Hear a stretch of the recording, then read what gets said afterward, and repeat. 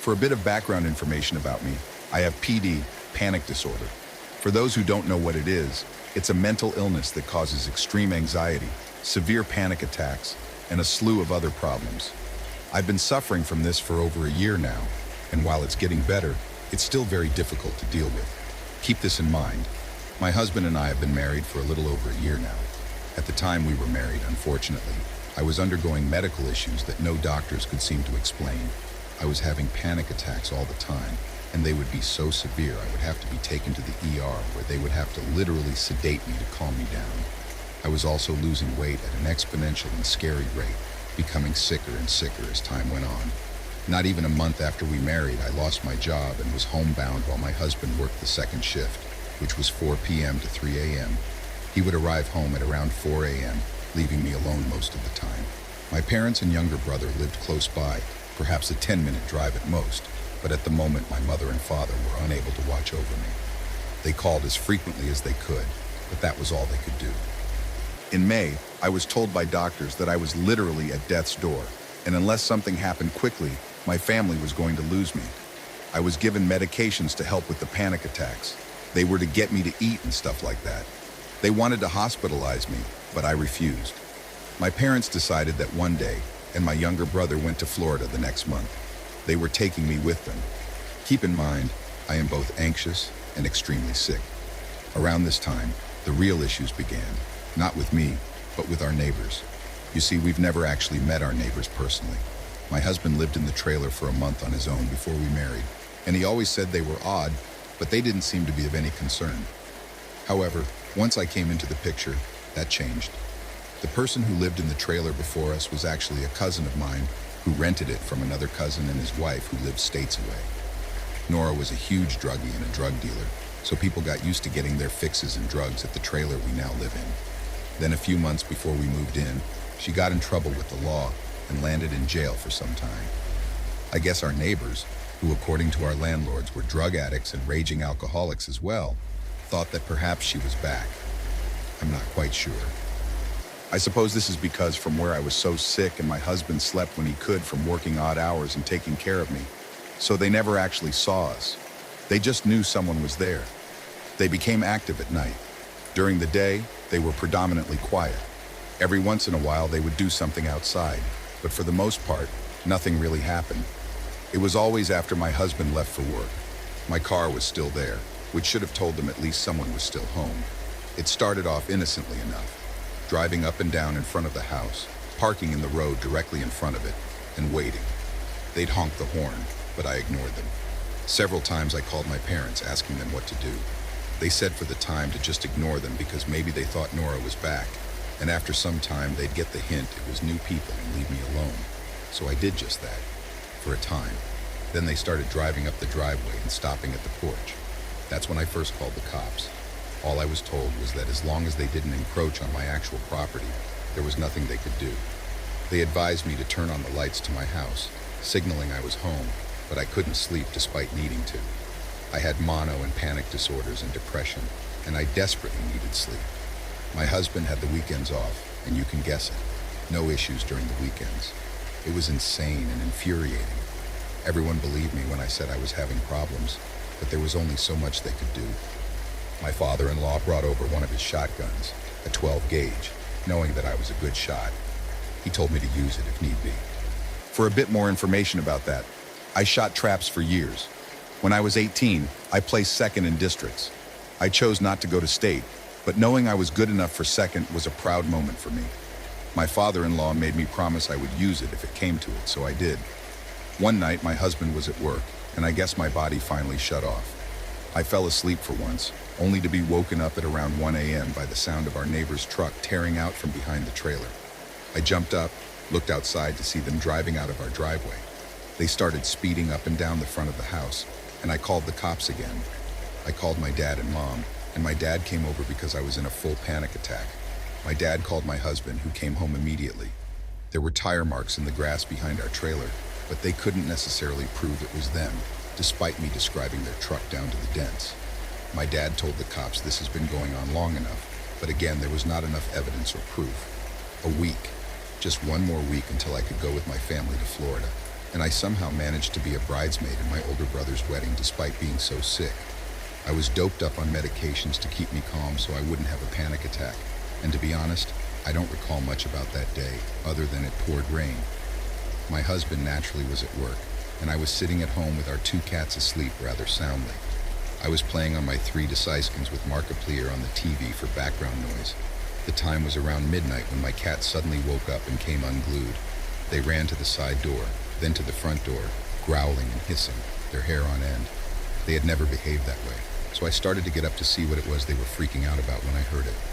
How are we going to do this? I froze. I heard them. I heard their footsteps as they walked up and down the front porch. I wasn't sure how many there were, but I know for a fact there were at least 3 men outside. My curtains were closed and most of the lights were off, but the TV was on. Surely they could hear Markiplier's eccentric volume and maybe even my heartbeat. Here's what I could make out. They had gotten quieter. I heard their footsteps on the porch again. I grabbed my phone, shakily swiping, until I found my dad's number and I called him. I remember breathing hard, feeling a panic attack setting in. Hello? They're here, they're here. I remember saying they're on the porch, Daddy. They want to get in. I'm on my way. Call the cops. I hung up, and then I heard them talking amongst themselves on how they wanted to break in, what they wanted, and a few other things. I ran into the bedroom, grabbed the 12 gauge, opened the chamber to see if it was fully loaded, and then called the cops. I left the lights off. I decided I was going to have them caught this time. I wasn't going to run them off. The dispatch answered, and I told them what was going on. For as sick as I was, I managed to hold that shotgun to my shoulder, pointed at the door, remembering everything my dad taught me about shooting while I was a hunter and when I shot trap. But I was still scared out of my mind. Somehow I kept my panic attack down, but I was still breathing hard. Calm your breathing.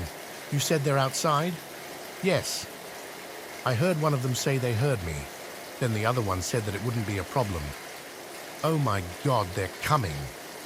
Sweetie, I promise. I'm armed.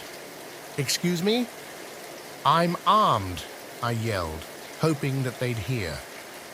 With what, sweetheart? The 12 gauge. They want to hurt me. I'm not going to let them. She's armed, I heard dispatch tell the police, who I suppose were on their way. I heard armed from one of the guys outside, and then silence. Man, I can't. I heard their footsteps leaving. Then I saw the lights to my dad's truck. My dad's here. I lowered the shotgun and ran outside. My dad and younger brother were running out of the truck. My dad had the Judge in his hand, which is a pistol that shoots 12 gauge rounds, while my younger brother was holding a knife. It's my dad and my brother. They're gone too. Okay, one of the men, I don't see them. When the cops get there, disarm yourselves. Okay. And I thanked the dispatcher. Everything, and about this time the cops pulled up. I told my dad and younger brother to disarm, so they put their weapons in the truck, while I took my gun inside and set it in the kitchen on top of our dinner table. My dad told me to get back in the house and for my younger brother to go with me. As soon as I stepped inside, a panic attack hit. My dad came inside for a moment and hugged me, telling me how brave I was, especially for holding it together as long as I did. Shaking, crying, grasping for breath, I listened as he went back outside. The cops had found footprints and an entire area on the porch where the men had tried to break in at one point, but the men had scattered, making it difficult for the cops to trace exactly where they came from. My dad told them it was the neighbors, and my landlords actually called and told the cops it was more than likely our neighbors as well, who had apparently been giving my cousin, who lives up the road, a difficult time as well. The cops noticed some of the footprints went into the neighbor's yard, but they weren't home. I remember my dad and younger brother standing outside just as the cops pulled in, yelling as loudly as they could that they would drop them if they ever so much as saw them around me again. Enough is enough. My dad yelled over and over. "She's sick. She needs rest. Leave her the hell alone. I'll drop your ass, I swear to God." And I noticed he was crying. My dad isn't the type of person to do that. My whole life I've seen my dad cry maybe a handful of times. When he talked about his deceased father, when my mum's mom died, when the doctors told me I was on death's door, when my younger brother was born. My dad had been scared that he wouldn't get there in time, and maybe, just maybe, I would hesitate to protect myself. But I had made my mind up. I wasn't going to let them get away with it anymore. That night, my husband came home from work and hugged me so tightly I really thought my lungs would burst. My younger brother texted him what was going on, but reassured him I was okay. A week later, I went to Florida.